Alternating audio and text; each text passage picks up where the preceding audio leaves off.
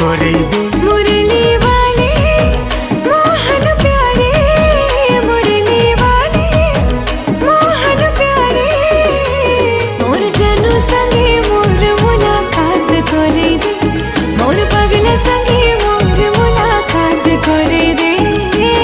केते दूरे से रही जाई छे मोर कथा के नाई भाबुछे।